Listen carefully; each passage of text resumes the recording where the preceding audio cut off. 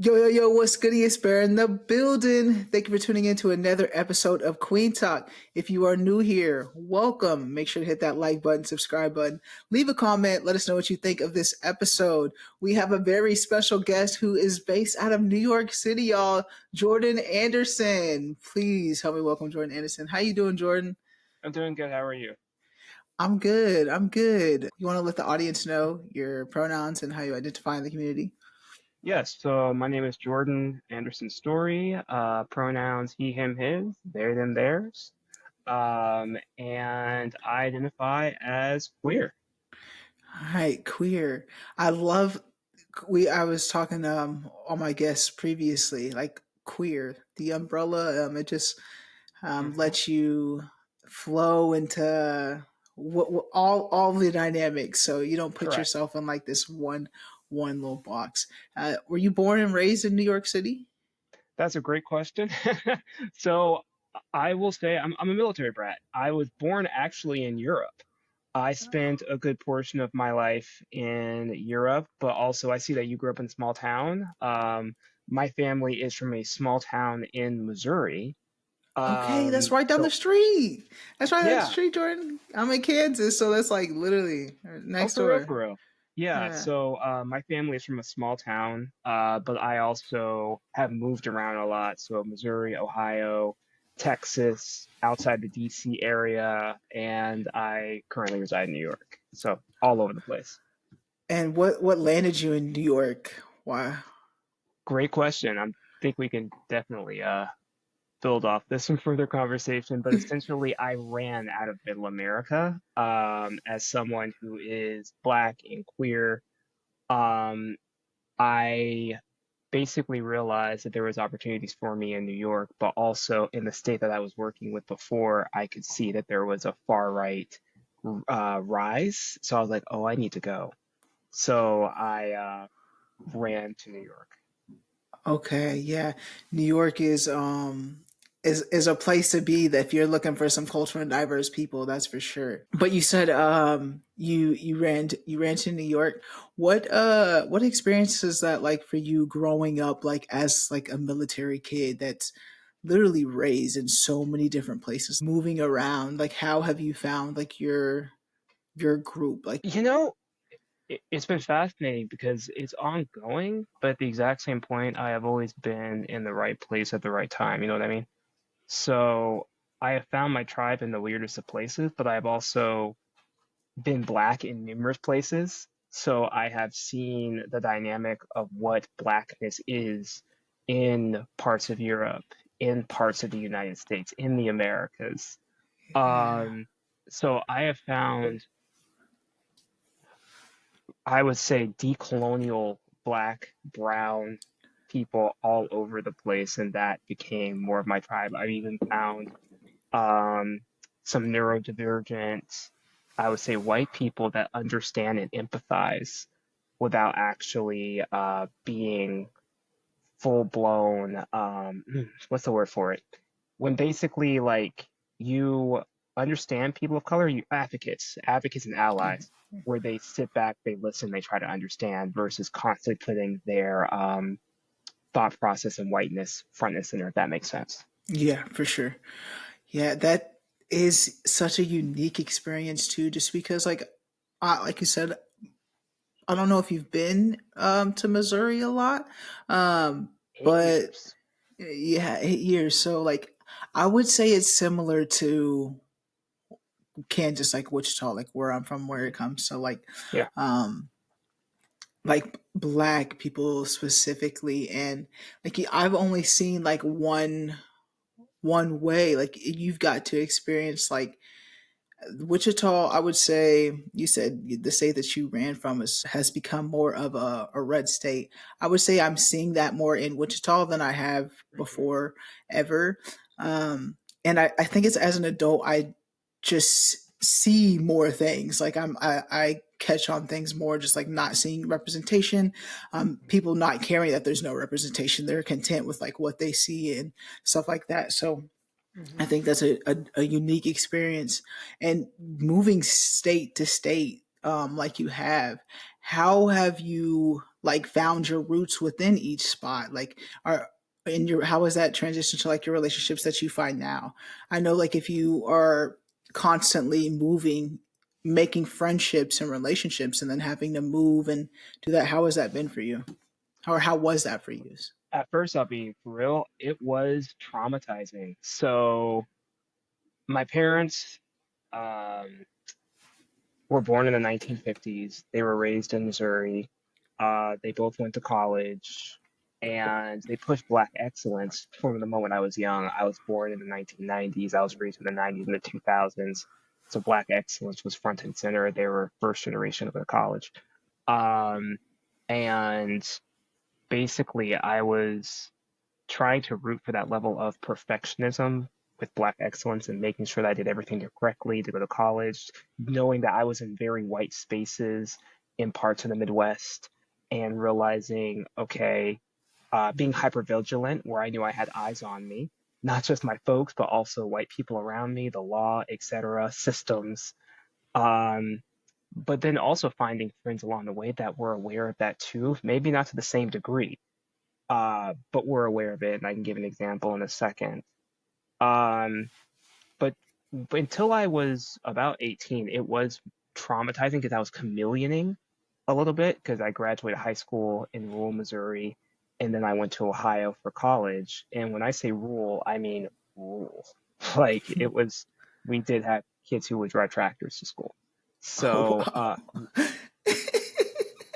we're talking, yeah, Confederate flags. Yeah, because people think Missouri. I've had to explain this to people on the East Coast. People think that Missouri, Kansas, so like, oh, it's the Midwest. I'm like, it depends on what part of the state that you're in. Missouri is half Iowa, half Arkansas. The part of Missouri Mm, that I'm from was Confederacy. mm, You're from a jeez. part of Kansas where you have military folks, you have Latinos, you have a mix of different people, but there is still a feeling of Middle America, but also Southernness to it too. Mm-hmm. Um, but yeah, so moving within that dynamic and finding queer people, especially in the 90s and 2000s, was basically not going to happen. It was very difficult. I was still not out. I grew up in a Christian home. I'm not sure if you did too. Mm-hmm. Definitely did. Yeah. Yeah. So even my parents, I couldn't be out. But oddly enough, I guess with queerdar, gaydar, what have you, I still met other queer people, but the relationships were never really that long because I was just moving to the next place pretty Right. quickly. Yeah. So you're like you're moving to the next place quickly, so you didn't like build those relationships throughout. So now, Yeah. how I didn't catch how long have you been in New York now? I've been in New York now for 2 years. 2 years. Okay, so you just got there. You just Hmm. pretty much fresh. Do you feel like you'll stay in New York, or do you feel like naturally now you're just like a person that's on the go? Like you like to, you'll feel like you'll adapt to that lifestyle, like being places for a few years and then dipping out. Great question. So I would consider myself stable. Life has never let me be stable. Every single time I try to develop roots somewhere, something comes in, just knocks it. So the last place I was in, I had a good job for a very large school uh, in Ohio, and I planned on settling down there. I planned on like looking for like a life partner, and then before that, I had spent 6 years in the DC area in the DMV. So moving from the DMV to Ohio was kind of a wake-up call, even though I had gone to school in Ohio before. But then job security just was not good in Ohio. And then also I could not really find another job. So I was like, you need to go someplace where you're going to have more job security, where there's going to be more black and brown queer people. Also, I over time with my neurodivergence realized I love cars. I don't like being in a car every day. That took some maturity to figure out. So I was like, okay, you need to go somewhere where there is public transit available. That basically leaves you with New York or Chicago. It's like them Chicago winters are no joke. So Definitely. I The have fam. Kansas ones are no joke, so I know the Chicago ones. Yeah. So I was like, all right, so let's try to get to New York. I had friends there already. I set up shop. I actually worked part time, was on Medicare or Medicaid for a little while I was trying to get myself set up, but it was a huge risk. I did it, a very stressful risk. Um, but there's a level of security here that I do feel being a black person, a queer person, that I have not felt in other places. Yeah, I think you brought up a point of just being around black and brown queer people. Hmm. And that's something that Wichita, I'm like creating this space. I have to be very intentional on looking Hmm. on searching for the for us in within this community. Which starting this, like I have, like we're out here. It's just like we stay to ourselves here in Wichita for some reason. Um, so I'm trying to pull that out, but because like I've always wanted to be like, okay, I just like want to leave and go somewhere that it's already there, like Atlanta. I've always Yeah. said Atlanta is somewhere that like I wanted to end up, but it was just like it's I'm gonna have to find that connection even if I move to Atlanta. So it's like staying here. I've convinced myself if I stay here in Wichita a few more years and build that connection here and just because we're out here, I just have to you just have to search for it. Yeah. So you do want to connect and find those people so I can see why New York would be the place to be. Well, black people are everywhere. Queer people are everywhere. We're in places that you would never expect to find us. Wichita does have a substantial, not large, but a substantial black population because of the base. It's also been there historically, Mm-hmm. um, it- for a very long time. Kansas in general, and I'm telling people since my parents are Midwesterners, my grandparents are Southerners, they're from the Caribbean. Uh, but when I tell people, my folks are Midwesterners, I'm somewhat of a Midwesterner. They're like, how is it being black in the Midwest? I'm like, well, it depends on where you are. But blackness is rooted in Midwest DNA, but it's been erased. It's not very out there, but it's there. Mm-hmm. Um, People usually think about Chicago or St. Louis, but they don't think about the Twin Cities. They don't think about Kansas City, Mm-hmm. where jazz had a huge impact, barbecue had a huge impact. Mm-hmm. They don't even think about the black farmers in far west Kansas, where you had slaves that ran from Missouri and Arkansas into Kansas because it was a free state. We've been there for hundreds of years. Yeah, I seen it's it was a free state, but it was very Yeah, much not so free. Like it definitely was still um, had its down for sure, but it was quote unquote a free state. yeah. Um, and I'm just now like I'm not originally from Wichita. I was raised in El Dorado, which is a small town just 30 minutes east of Wichita, Hmm. but that 30 minutes east is a different than what it is here. And so like I wasn't raised around a lot of black people, Yeah, just my family. And so when you said like it wasn't we weren't driving tractors to school, but we were like one step away from that, my hometown. So getting to Wichita, I've been here for like 8 years now.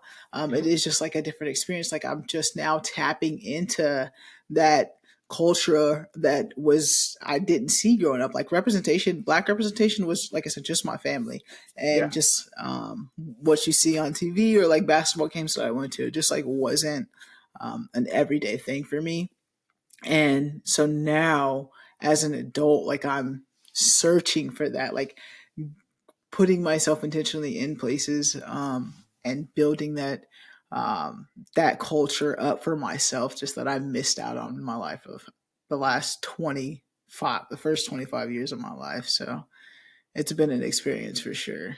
I completely understand that because despite the fact I'm a military kid, my father is from a small town, Missouri. So every single time we moved back to Missouri, we were going back to the small town. And my experience is a little bit like yours in the instance that this small town had a very, very small black population. Now, my grandparents settled there in the 1960s from Georgia because the town had just desegregated, um, and their schools had opened up. They had far better schools than the schools that were closer to the Air Force Base.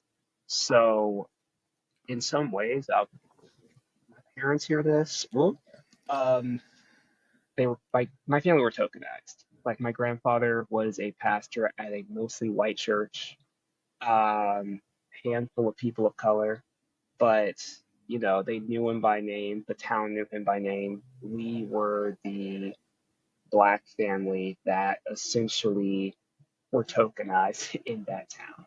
Mm-hmm. Um, and like you, I grew up around black people, but not like a mass of black people. Like my mom grew up in the inner city. She grew up around a lot of black people. But during the 1990s, 2000s, black excellence, of course, she was working her way up the ladder, as was my dad. So a lot of the people we were around were mostly white. Um, so I learned how to code switch. I learned how to essentially speak one way to my parents, but speak outside the house completely different. Um, and even now, for real, like when I think about Midwestern niceness, you might empathize with this, I'm not sure. It's really interesting to see how nice Midwesterners are, and I'm quoting that for anyone who can't see me. And then you actually see who they really are behind that niceness, and you realize, oh, wait a second, you're not nice at all.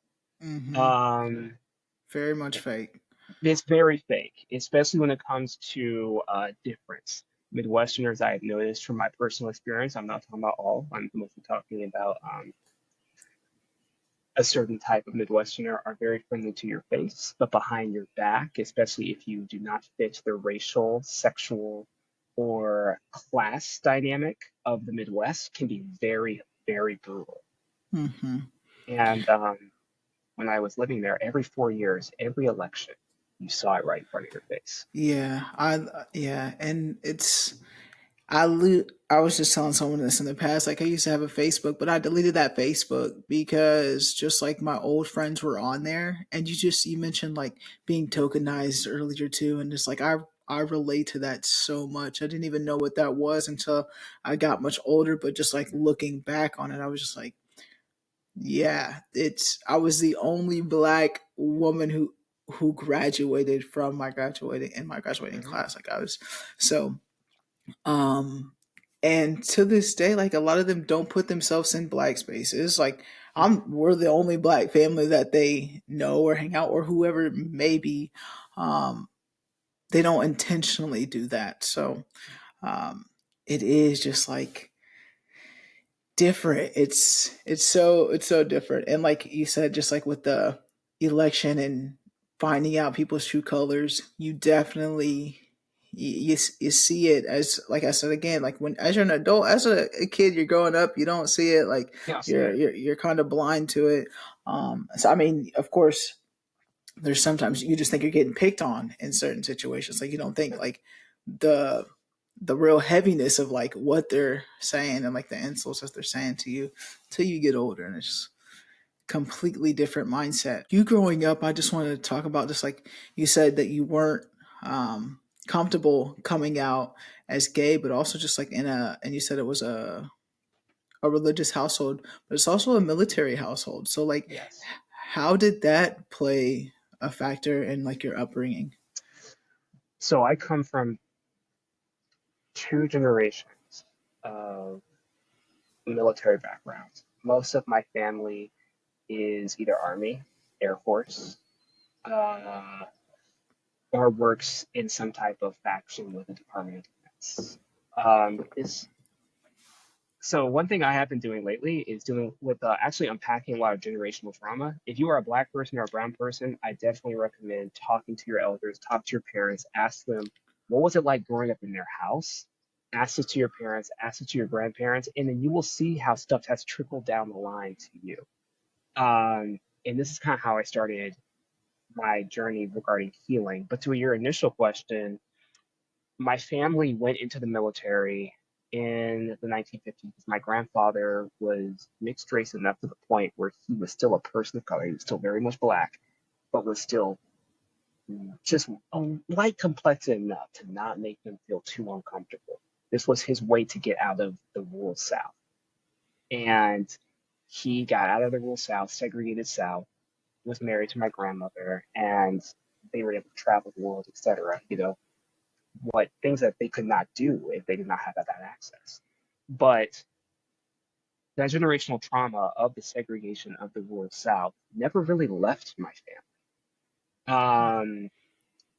Because in a way, it came out essentially as classism to other Black Americans who were working class poor, and then also to poor rural whites, despite the fact that they were being tokenized, which I'm like, what?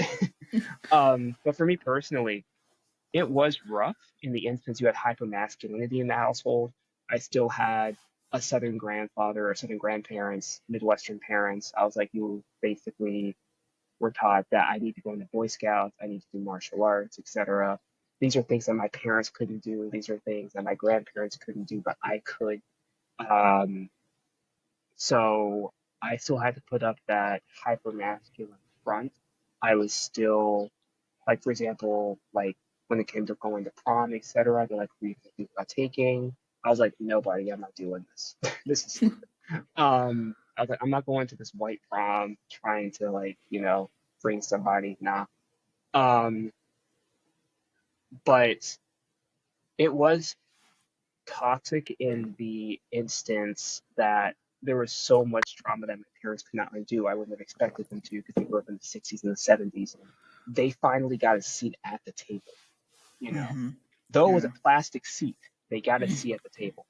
And then once I went to college, because I went to a PWI in Ohio, and I realized I could stay at that table, but in order to do that, I would need to allow oppression. I would need to allow racist comments to be said in front of my face and not do anything about it. I would need to allow classism, genocide, a number of other different things that, as a Black person who is a descendant of slaves, I was not going to allow. Mm-hmm. So it took me going to school, going into my 20s, going into my 30s, dating people outside of my ethnic background to have to learn the hard lessons, to learn a lot of things regarding my childhood that was not okay, but my parents, my grandparents did because that was their survival. That was also generational that I had to unravel myself and essentially start my own path as a queer person, as a Black person, and as a person who was a descendant of people who survived much worse situations than I do, gathered trauma and survived those situations. But it was my duty to try and undo as much of that as I could while still maintaining my humanity. Yeah, definitely. I think that's so awesome that you have like asked your parents those questions and sat down and had those conversations, because I just feel like you even like knowing like your history and like where your generation like comes from, like the ancestors and stuff like that. Like I seen like you were like you wrote down like Black Midwesterners and like grandchild of Southerners, like like the history of where you come from. And I keep saying like I need to like every time I ask my grandma like anything, she's just like seems like she doesn't know. Like she just it's I don't know, she's like blocked it out or what. I'm gonna have to really just like sit down with because she's the last one of her siblings. So it's like Mm-hmm. I need to figure out that history like as much as I can and have it documented too. Like I need to do that and get that family. I think that's awesome that you did that with your family to get Yeah. that understanding. Well, my family always talked about history. Like, for example, you being in Kansas, my mom's family, a lot of them worked they worked for GM. So they worked in car factories. What brought them to the Midwest was getting out of the South. That was what actually happened to a lot of Black Midwesterners. They were like, yeah, Chicago, Kansas City, St. Louis, Twin Cities, Wichita, they still have segregation, but it's not this. We can still move up somewhat, get that seat to the table a little bit closer than we would down here. But then you ask them essentially, what was down there? And then they start telling you their stories of essentially, oh, it was terrible. We were in rural Alabama. There wasn't a lot of opportunities. Essentially, we were in a county that was 80% black, 20% white, but the 20% owned everything. So what were we going to do? It's like, okay, so the reason you went to the military, the reason you ran north was because you wanted opportunities, but because of systematic racism. Yes. Mm. And it's like, and here we are, two, three generations later, still getting over it. Hmm. And content like and where we are right now, it's like it feels like we're going backwards in some ways. It's Mhm. but at the same time still pressing forward. Like of course it's completely different than what it was, right? But I just feel like the laws and stuff, like with the whole DEI and stuff, they're just trying to discredit um all the progress that's been made, which is it's unfortunate. It is unfortunate. I'm trying to think of a way to describe how I truly feel on it. It's cataclysmic what they're doing, but when you actually look at the logic of what they're doing, you're seeing essentially that they are doing just about anything to maintain control. All right, yeah, so I will keep it less than 2 minutes. First off, the Civil War never ended. Mm. I love when people are like, well, the Civil War ended. It really never did. This is a somewhat controversial opinion, but the Civil War never really ended, and the United States was really never fully united. It was allied. We are different regions of the country. So where you are in Wichita, have you been to Kansas City? Hmm. It feels very different, doesn't it, when you Yeah. travel? Yeah. So you can go 2 hours, and the dynamic of the country is going to change completely. Um, However, with that change, and with the information that we have in the digital age, we have cell phones, we have computers. You can get information that you need right in front of you. How old are you? I'm 33. Dang, 33. I had to think about that. I'm sorry. It's all good. He was like, wait a second. Oh, let's So start I'm also 33. 33, but being born in the 1990s, we didn't have the access that we do now to information. We had the news, we had the newspaper, we Hmm. had the radio. So it was limited. Like, for example, I remember when the Oklahoma City bombing happened back in 1995. I was 4. I didn't find out about it until That's crazy because I don't remember that at all. At all. But my brain. yeah. But yeah, I remember hearing about it, but by the time my family did hear it was like 2, 3 weeks later. Now you're hearing about it within minutes, Hmm. seconds of something happening. So you have to figure out where you sit with all this information that's coming at you.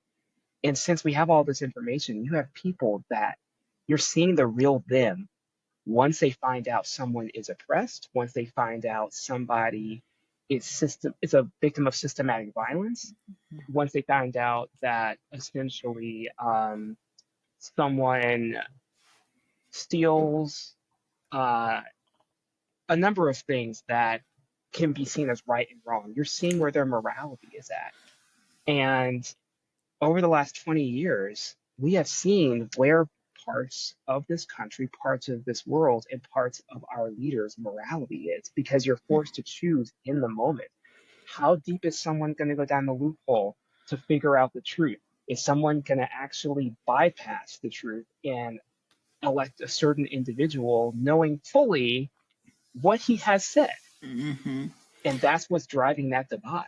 Yep. Yeah. And creating chaos. Creating chaos Mm-hmm. is what they're definitely doing. And I was just like talking to other people on the podcast too, just like we're all that. And I thought about it now is because like during the talk we were like we're all getting the same information of what's going on, but we're all getting the same information, but at the same time we're not, because I watch all news outlets, and if you're only watching Mm-hmm.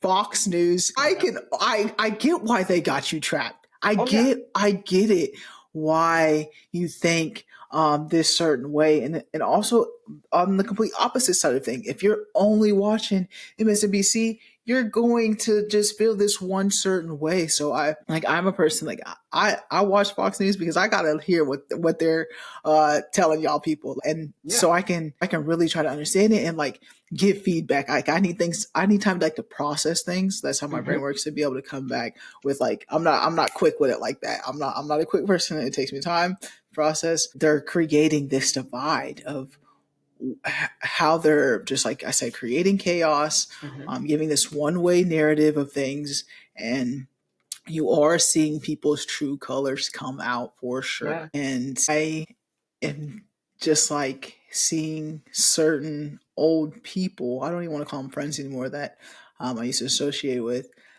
seeing them like, dang, like then when you like the tokenized thing of like going back, it's just like you really see that when when like you said, when certain topics come up, you see it plain as day, and it's hurtful. Like it's like, dang, it is. you only like me for this one certain way. As you said, just like previously, you have to fit this certain black specific person for them to even want to hear your story or understand you.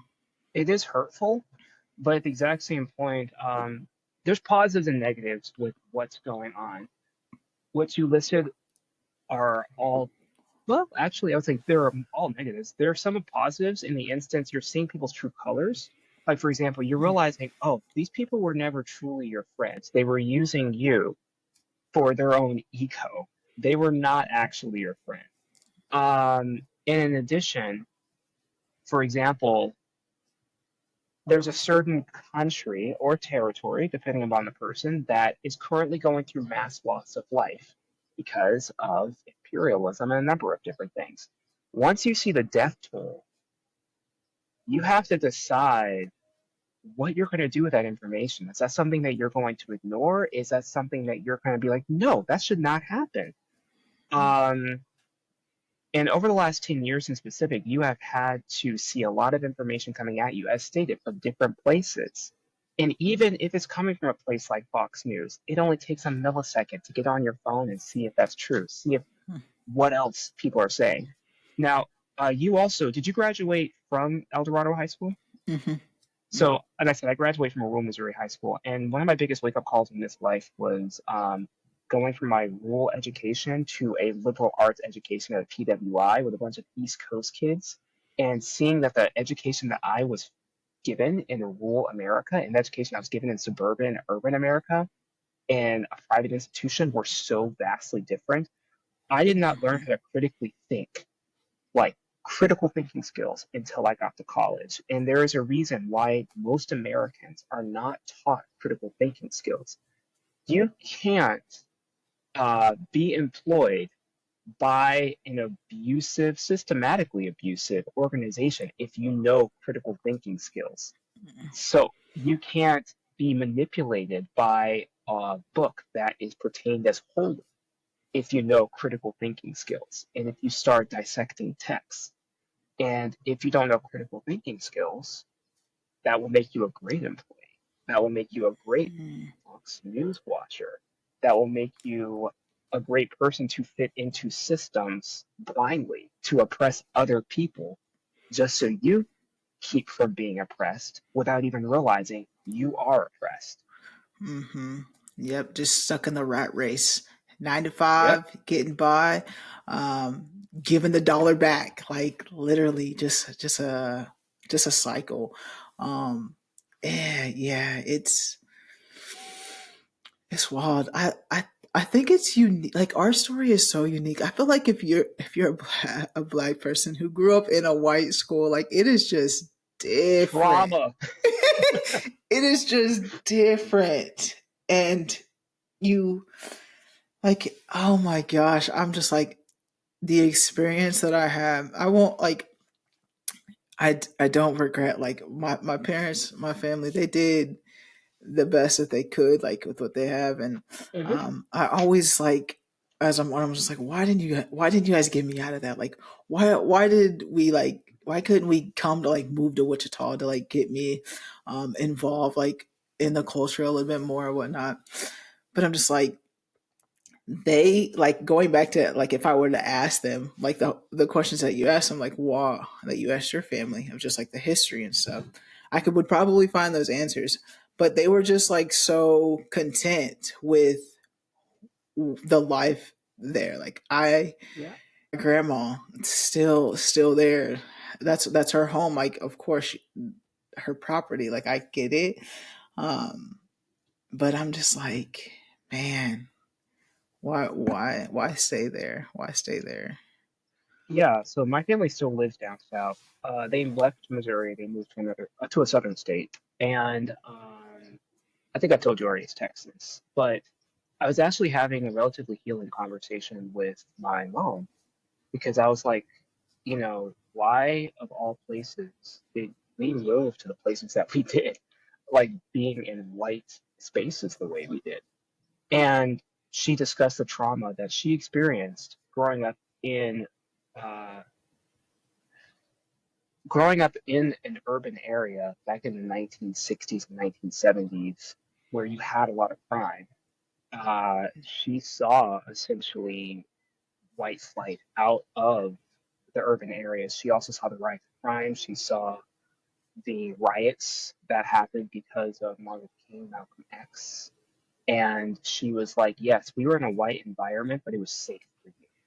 Okay, Hmm. it was still safe. I didn't have to worry about you being outside and getting hurt or killed because of something. Like so that happened to so many of my other friends when I was in school. So I was like, oh, I see. So basically, despite being in a very white and somewhat racist environment, you knew when we walked outside, we probably were not going to get hurt. She's like, I knew you were not going to get hurt as a black man or a black child who was a boy. But I was like, but I was still queer. So was I really that safe? And then with her being black, straight woman born in the 1950s, that did not register because she still has a level of heteronormativity to the point where she will not understand the systematic violence that black queer people still face daily. And even when I was trying to explain it to her, it went completely over her head, which I see also as being very innocent. I mean, she doesn't understand the systematic things I had to face being in a military, racist, imperialistic environment as a black person. Her primary thought process was, I want my family in a safe environment where I know they cannot be harmed. If racism happens, if imperialism happens, so be it. And that's a lot of people. Your grandmother, I can't put words in her mouth, but she's like, I feel safe here. I feel Hmm. recognized here. Where you, as a black queer person, is like, this is not healthy for me. But for her, if she is heterosexual, her heteronormativity, her age, she probably feels just fine. Yeah, and she has like a community there, but yeah, I think my grandma, I took her to the Essence Fest, and Wow. yeah, that was the first time my grandma has been around like that black excellence like that before. One of the first comments she made, like at the end of the thing, she was like, "Man, I'm surprised nothing like bad happened during that time." And it's just like Yeah. it's we can come together and Yeah. have a good time and be not something bad happened, but it's just that's where like her mind um when she grew up in. And so that's like how I was raised in a sense. Just like so it was good for her to see, and like I was glad to give her that experience because I gifted it to her and my mom for Christmas, and that was just it was That's amazing. so it was, yeah, we had a great time, like just being around the culture and just like that the vibe, the energy there, it was amazing. So That's awesome. So that was your mom's first time too, experiencing like being in a very well, first off, a mass black environment that was also pro black. yeah, yeah, and didn't even like really dive into like my mom's experience. It was just like more of my grandma. When my grandma said that, I was just like we had a conversation. It was just like about like that's it doesn't have to be like that. Like there's definitely black excellence everywhere. But I just think like my grandma just being raised in El Dorado, she just what she's seen on TV, like it's not that. So just like brainwashed and all of that. So it was it was different though. It was a good experience for her to have, that's for sure. So you said that most of your family still lives out in rural Kansas. Does almost all your family live in Kansas, or do you still have family like down south, etc.? My family's like pretty small, so it's like Okay. my grandma, my grandpa, they came from Arkansas. Hmm. So there's I think like there's a few cousins still in Arkansas, but a lot of the family, like my grandpa's siblings, they all moved here to they moved to El Dorado, and Hmm. I think it was like the railroad is why the jobs, like a lot of them Hmm. came to from Arkansas to El Dorado, and then they stayed. I think my grandparents got the house now that they live in. My mom was like 12 and been there ever since. And it actually my grandpa passed away last year, Oh, I'm sorry to hear and that. my grandma's the house burned down like February 7th of this year. And so I'm like, okay. So I'm like, okay, maybe like grandma, like let's get out of El Dorado, like let's. Yeah. But she's still trying to find a place in El Dorado, and I'm just trying to like get her to like try something different, like. Hmm. But I think she's gonna still think she's just gonna find something in El Dorado. But so I'm trying to like push her to just get out that comfort zone and leave that town. But yeah, that's how long that they've been there though, and that's all. They're all still there. How old is your grandmother? 74. He's 74. Gotcha. So, yeah, with a lot of older uh Black Americans, I have noticed that they will take comfort over essentially, not all, of course, but a lot of older Black Americans, they will take comfort over essentially trying to navigate out of their situation. Because if that's all they know, that's all they know. Like, I still have Mm-hmm. family. Um, Actually, so my paternal grandmother, she stayed with my uncle and aunts. My almost most of my family lives outside of DC, and she stayed with them, had great accommodations, and then she still took the money that she had and moved back to Missouri because that's what she knew, and Yeah. she is Mm. still there. Um, she's like, "Hey, you should come visit." I'm like, "No." Um, I think naturally, just like home, people are just like content with home. Like even me mhm, saying like earlier, like I leaving Kansas to go to Atlanta. Now that I'm older, I don't think Atlanta would be the place, but I still want to find like a spot that's full of queer people of color that like I just feel more comfortable around just because like when I go out to spaces now, I go to a restaurant now, I'm still probably one of two tables that are people of color. Like it's still mhm, white, very much white spaces wherever I go, unless I'm intentional, like about the events that I go to. But just like a regular restaurant, no. Like so, mhm. still getting out of my comfort zone of leaving this space because I still think Wichita is predominantly white too. Like it, like you said, Yeah, there's a lot of black people, but there it's very much segregated here in this town. Like it is yes, very much so. So just getting out of that comfort zone and just leaving the state, finding that connection, that representation. Um, and you did that. You did that, Jordan. You found that representation, and I did. I was fortunate. I think the internet has also brought a lot of people together. For example, I'm in New York. I'm talking to you in Kansas. yeah. So, with the future of essentially POC spaces, Black liberation, I think the internet's going to be a catalyst in that. Where you're going to have Black spaces like podcasts, etc., um, TikTok, and stuff is still being created that are going to be made for Black, for Brown, for decolonial spaces, for people to come together in all parts of the world, for you to be essentially connected with other Black, with other Brown people. One thing I do appreciate about being a Black person, descendant of enslaved people as well, is that you see Blackness across the Americas in all different forms. Um, you being in Kansas, I met someone who's Black and grew up in Montana.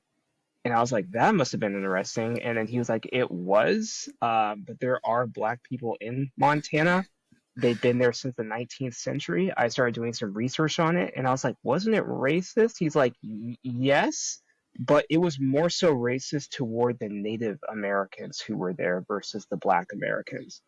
I spent some time on a reservation, and I really wish we could have more conversations with the Native American population, not the ones who are whitewashed, but the actual Native American population who do want to do stuff with the Black community, because the way they are treated, my God, especially in the Dakotas, in the Rocky Mountains, it's awful.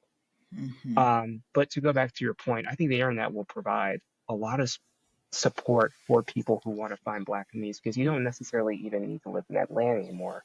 You can Mm-hmm. connect with Atlanta online through Ex- TikTok, through your podcast. mm-hmm. And that's what I've told myself. That's why I'm still here. That's why I was like, I'm gonna try to just connect with the people that are here, and like you said, online through socials and stuff. So I'm doing that for sure. And you are very much out as queer now. Has Unapologetically. unapologetically. When did that start for you? Like when was that for you? First off, like you said, PG-13. Um, I had two choices growing up in a Christian home. I realized, okay, look, you got two choices. Either you lie online about who you are, you mess up your life, you mess up other people's lives because you're on the DL, which you have seen happen all the time, or you be out about it, it be uncomfortable, you be proud of who you are, and you meet the right people, you can be scared and do it anyway. And I decided the second option.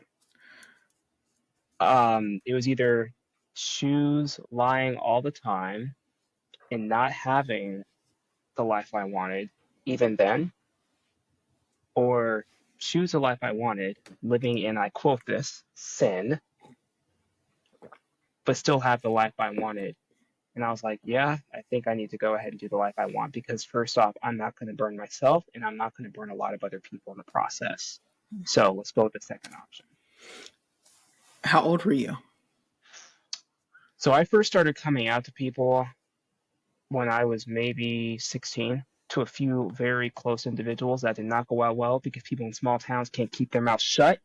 So so it came out a little bit, and then I kind of like controlled it a little bit. I was like, nah, chill. I was like, well, that didn't work. I know I can't come out here. Then once I got to college, I came out my freshman year.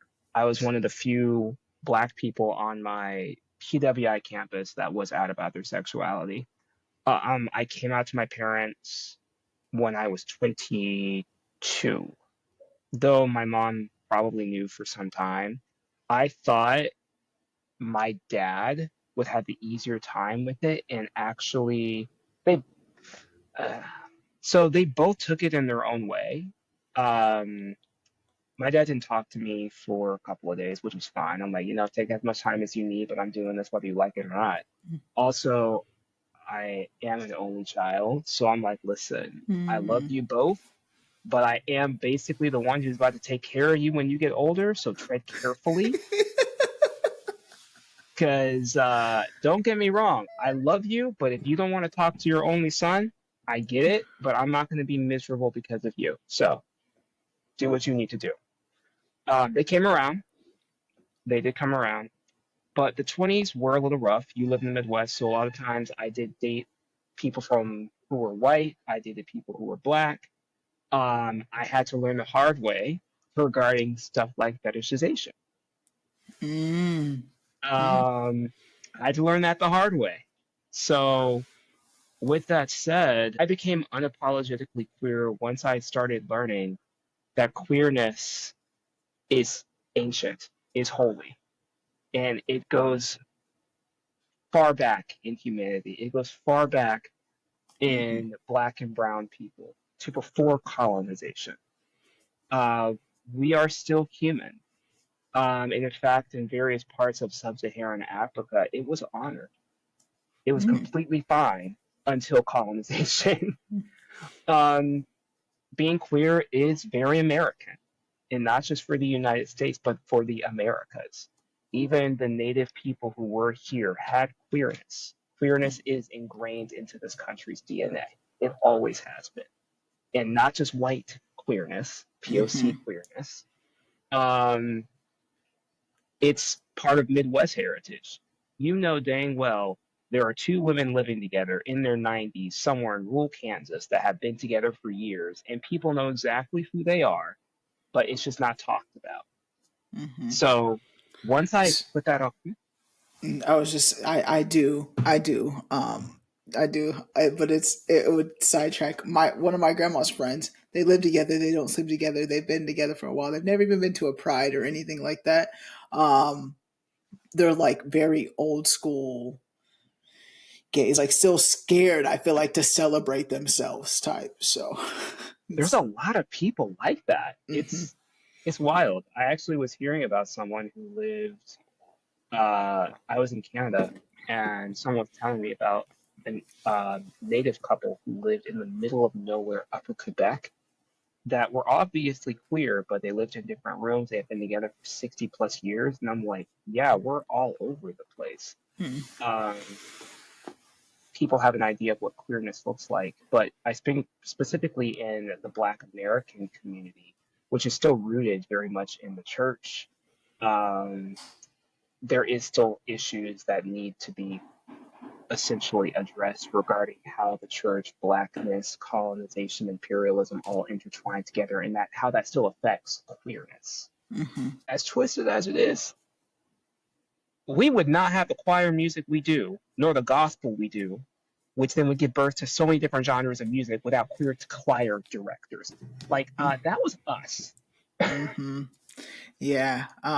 And a lot of churches that just goes without like being unspoken about or whatnot. What's your faith like now? Coming out and live loudly as queer. Great question. So, I don't think I gave you my full background.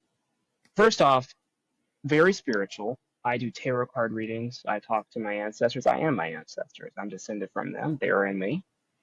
My spirituality is still very much tied to a lot of West African spirituality. Um, on my dad's side, it was, like I said, mostly rooted in the church, Episcopalian, Methodist. So I took some stuff that I remember from growing up in church, though I'm no longer linked with the church. But on my mom's side, it's Catholic and Jewish. Hmm. So I have taken things from those faiths, predominantly Judaism, and incorporated into my spirituality. Um, we found out that Jewishness had been in my family for a long time. It just wasn't really talked about. So I've incorporated a lot of those back into my faith as someone who also technically would be considered Jewish. Awesome. I asked that question just because, when it comes to queer and like faith, sometimes it can just like be a sore subject just because people have been um, steered away from the church of just like Mm. the hatefulness that may come with it.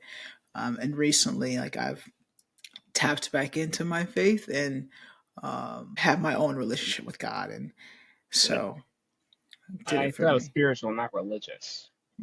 Yeah, yeah. You did say that. You did say that.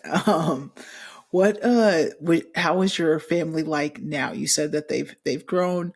Um, you bringing partners back to your family, like is that something that you would do that you do? I would bring a partner to my family. Now, karma being karma. First off, I was well aware I was not the only queer person in our family, and now there are three or four queer people in my family, my cousins. Um, I think there has been other queer people in my family, they just haven't been out about it. But I'm like, okay, I have three or four other cousins who are out about their sexuality. One is trans, two are gay. Um, and then there's me. So I'm like, okay, so this runs in our family. Queerness runs in our family. I And wonder where it came from. yeah, in everybody's family, runs in everybody's family for sure. Correct. So with that said, yeah, I would bring partners back to my house. My parents, they are still relatively socially conservative. So I think they would treat them well, knowing fully that I had feelings for them. I Mhm. wouldn't be scared to bring someone home, though. Um, I'm more concerned about my grandparents. They probably been like, so what's going on? Because my grandmother still used the word Oriental, and I'm like, oh, dude, stop saying that. I'm like, man up. I'm like, you can't be calling people who are Asian Orientals now. Come on. Oh my gosh. Um, but she was born in the late 30s, early 40s, so it is what it is. How about you? Yeah, those grandparents, they be my grandma. I've been on her this episode, but they just be saying things sometimes. I'm just No like, filter. No filter. yeah, like chill out, chill out. Oh, My family is open to my relationship. They know I've been bringing around partners for since like I came out. Like once mhm. I said I'm gay, that's when I was like, yeah, here it is. There it went. And my family just started, like you said, you had a few cousins. My family started coming out. Like as soon as I'm I said I'm bisexual first. I'm bisexual. Other family members were like, they came out too, so it was like okay. And then we do have a lot of queer people in my family, so bringing people home is hasn't ever been a problem, or around my other family members either. So I'm very much into men, and then there's Gabrielle Union. then there's Gabrielle Union. And I'm just like, oh, for her, and as twisted as it sounds, Angela Bassett, I'm just saying, if Angela Bassett told me to do something, I would probably do it. That's funny. That's funny. What's something in your story that they're like, oh man, I want people to know this about you? A lot of things. So first off, when you were talking about spirituality, I also am really into like astrology, numerology. I do readings along with tarot.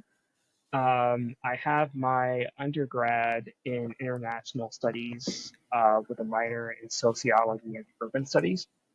But my master's is in conflict analysis and resolution, more specifically polarization between urban and rural America. So I did pieces of my thesis on that regarding the divide between urban and rural America. And as someone who grew up large portions of my life in rural America, also incorporating the Christian right and why it was growing, along with why that's being fed so much through polarization and politics. Um, Understands like your education, like this it's all making sense now, like your education is, yeah. and then also, I'm right now assisting on writing a book. Um, I am not the primary author, but I've been deeply involved in a storytelling project called Kingdom of Shadows. I collaborated closely with the writer, contributing to the development of themes, character arcs, broader narrative vision, and it's basically set in a fictional Caribbean nation where the legacy of like colonialism and authoritarianism intertwine. And it's about confronting historical trauma while fighting for liberation. It's very queer. It's very black and brown. We're aiming to publish it probably around 2026, 2027. Awesome, awesome. I feel like you got your hands in like a little bit of everything, huh? What's something that you have exciting Um, happening? Exciting happening? Hmm. Other than kind of like sitting and watching things fall apart and you're like, well, this is interesting. Um, but right now I'm probably going to be starting on martial arts again. I did martial arts for years, so I'll be doing Muay Thai. And then also I'm looking at climate change trends. I'm looking at polarization. So I'm trying to work with people on essentially developing pathways for queer people of color to go to Chicago, New York, Atlanta, safer places. Um, because of the polarization that we are seeing happening across the country. So for queer people who don't feel safe as a queer people of color, living in small towns, living in places where they're like, hey, I might need to go. I'm trying to figure out how that would work. But that's one thing I'm excited about doing because everyone deserves to be in a safe place where they feel connected to community and to other people like them. Hmm. So yeah. And I feel like that's from the start of this, you being in New York, like that's one of the big reasons why you're there. It's just Mm-hmm. um, coming from a conservative place, realizing, yeah, I gotta get connected with the representation and people that look like you and make those connections. And I feel that 100%. What's something that you would tell your younger self, Jordan? So I would tell my younger self. Hmm. And excuse the pause. I really have to think. I would probably tell myself, still living in like small town Missouri, that learn all the lessons you can so that you can heal later. Mm, Um, Knowing fully that, yeah, you're around people that don't see your full personality because you can't be your full personality yet. But with change is constant. People try to stop change, but change is like water. You can't really stop water. It just flows. It does whatever it needs to do. So I would tell my younger self to learn the lessons I need to learn so that I can heal later, and to know that there will be time for healing later because the world will change. And at one point, you're going to fit just fine. But for right now, learn the lessons you need to learn and know that you'll be okay. yeah, learn the lessons to heal later. And I feel like that's what you've definitely done. I feel like, as I was saying earlier, if you're a person of color that grew up in a predominantly white space, you do learn a lot of different um, lessons. It's a different lifestyle. And you finding that healing of just like connecting with your parents and asking those questions and really having that therapeutic moment. I am going to actually do that for myself. Like, I am going to get those rooted questions because I was telling someone else, like, a lot of people, me included, like, I don't really know like my full history of just like what part of Africa like do we come up from, like our ancestors, like really that family tree of just like my great great great grand parents, like what that looks like. So if anything, like you definitely encouraged me to just like find that rooted history within my families. Absolutely. I think that every American should. So I actually talk on TikTok about this, but I think so. If you're American, you have three ways of essentially existing as an American. Either you are native, which means that you come from trauma of being subjugated to white supremacy, but also almost being exterminated. You're the descendant of enslaved people that were forced here, or you're an immigrant. And if you are an immigrant, you came here running from something. What was it? If you're an enslaved person, your ancestors were forced to these lands. What did they survive? Where did they survive it? How did that make you and your family the people that they are now? And if you're a Native American or Indigenous, what all did you go through or did your ancestors go through in order to survive? Because if you are Black, if you are Indigenous, and you're still here, your family line still exists, you're a miracle. So it's about figuring out how that all happened. Mm-hmm. Yeah, it's that family tree, and not just like on the surface level. Because, like I said, I know like the surface level of it, they came from Arkansas and stuff like that. But really getting into like the grassroots of things. I appreciate you, Jordan, for coming on to Queen Talk today. Likewise, I appreciate you for inviting.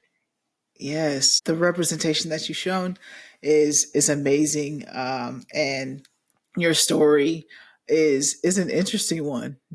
Growing up with a military family, your experiences, we have similarities, but again, just so much differences at the same time. Um, so just thank you again for being vulnerable and sharing your story on Queen Talk today.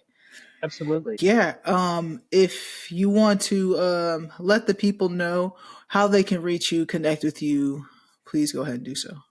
Yes. So if you would like to reach out to me, you can actually find me on Instagram. My Instagram would be JA Global Nomad. So that's J as in Jack, A as in Apple, Global Nomad. And you'll see my name, Jordan Anderson Story. So feel free to add me there if you would like to. I'm also at TikTok at JA Global Nomad as well. Yes, and that information will be in the description below if you guys want to get connected. Yeah, I would love to get connected with you in person for sure. You guys, if you enjoyed this episode, make sure to let us know in the comments.